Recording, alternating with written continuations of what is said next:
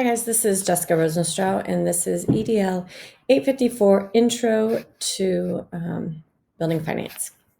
So, a little bit about me. I received my bachelor's from Purdue University a long time ago in elementary education, and I went on and eventually got my master's as a reading specialist, and then decided to pursue this admin licensure. Um, so, a little bit about me is I have been an Army wife for almost 22 years now. We have four kiddos, two girls, two boys.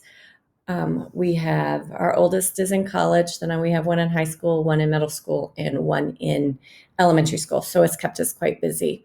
We recently moved from Colorado down to Georgia over the summer during the pandemic. So, that was quite interesting. And our boys just went back to school this past week. So, it has been quite a long time from them being at home with mom. So but they're all in school now, so that's good. I teaching wise, I've taught third, fifth, sixth, and I was also an instructional coach for several years at an elementary school. So I worked a lot with the teachers, coaching them, working with the student teachers, doing a lot of the hands-on things that the administration does. So I got to see a lot of behind the scenes action during that time. So that was a great thing. You'll see here a picture of the kids and all of us with our dog and my husband. That's up in Frisco, Colorado. So looking at the four articles and what I learned from them. Let me shrink this a little bit. There you go. So starting off, and I didn't put these in any order. I just went through the articles and just kind of listed some things that stood out to me. So one thing is the site or school-based management, where the principal has some freedom with the budget process, which to me makes a lot of sense because who knows better than the principal what his or her school needs. So to me, this made a lot of sense. And it's something that I read, they brought up several times in the different articles. So allowing the principals to determine what resources are needed for their building instead of that one size fits all kind of model. One thing that did stick out to me that they did bring up was making sure that you understand what resources the district's paying for and what the principal's paying for, or the funding that he or she has versus what the district has. Understanding exactly who pays for what. Another significant note that I made was the centrally managed resources.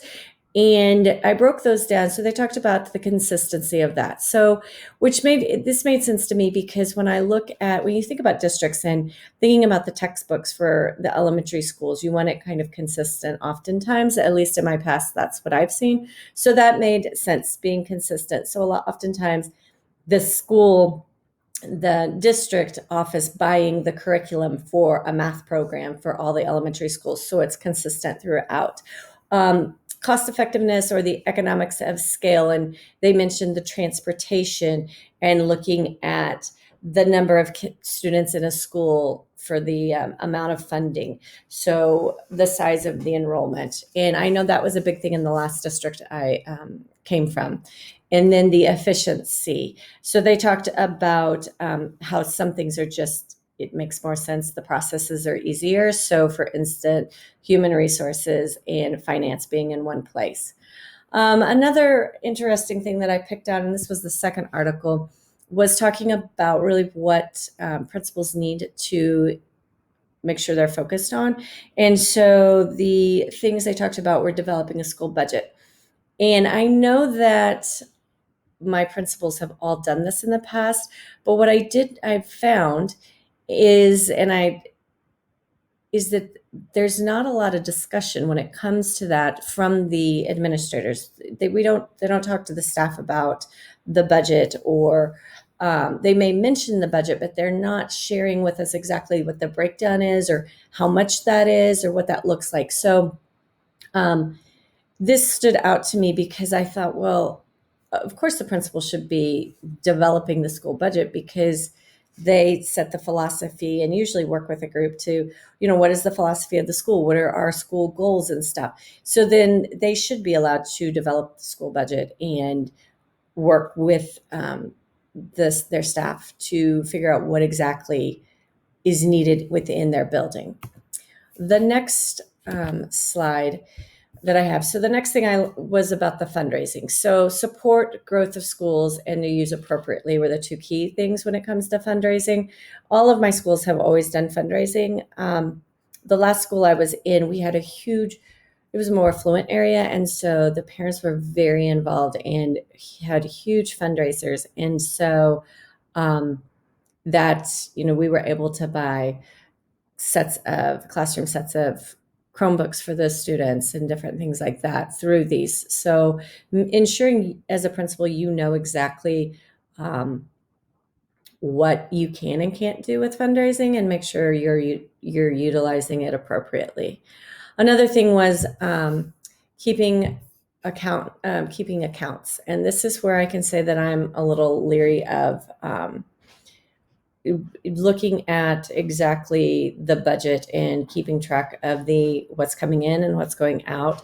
And so having a professional accountant, all the schools I've ever been at, we've never, they've always been elementary and we've never had our own accountant in-house. But the secretary, and it was the last two principals I've had, their secretary handled all the money. So having a professional accountant or someone that you trust handle the money or finding systems that just show the revenue and the spending that's going on. And then the fourth thing that this article brought up was the salaries. And I know one of my school districts I worked for was a pay for performance school district, and the principals really struggled with understanding the salary scale and explaining it to us. So when I started back, the principal I worked for is a dear friend of mine, and she and I would sit down, and this was when I was an instructional coach, and she could not explain the salary scale. And so that in my experience, that falls under contacting the district and human resource department and things like that. So understanding the salary scale and then keeping a file on all your staff, which I know my last job, they definitely did a good job on that. She had everything on every one of her teachers and paras and anyone that worked in the school. Another thing they discussed, and this is in the third article, they talked about accounting and financial reporting key to a school's financial and academic success. And that kind of just resonated with me because it's one of the most important things. And it's also it's also something that I think a lot of people struggle with, at least what I've seen. They're uncomfortable talking about it because they don't, my administrators have struggled with understanding that. Then this article also talked about the 3 most common reports, which I knew nothing about. So I included those, understanding the income statement, the balance sheet, as well as the cash flow statement. So the income, meaning looking at the revenue versus the spending, how well is your school doing? The balance sheet is what do we own versus what do we owe, and then what's left over. And then the cash flow, what's coming in and out, the cash that's coming in and out of your building. Then the last article discussed some things that I thought were kind of interesting. So talking about the state gets the money or has the money, and then it is provided, it goes down to the district, and then from the district, it goes down to the school. And what I've seen, I worked for almost 10 years in Colorado on and off as we move around. But what I've noticed in being in different districts is the districts are different on how they handle the money that goes down to the school. And so it's really important to know how it's handled from the district down into your school. And then they also talked about a principal empowerment accounts. And that is from charter schools use this often, and it was in Smith talks about having public schools look into this, where the administrators, they have full control over the money that's coming in per pupil, and it is coming directly from the state. So it does not go into the district. Instead, it goes straight from the state to the administrators. And I thought that was quite interesting. Some things that I've seen and not seen. So looking at these things and thinking back in my past, and really analyzing what I've saw with the last two districts I've worked at, both in Colorado. We did a lot of scheduled trainings, professional developments for the staff, and finding the money for that. Hiring of staff, of course, I watched the administrators do. Purchasing needed items for classrooms, whether that be desks, chairs, new dock cameras, and all the technology, to little things in the classroom.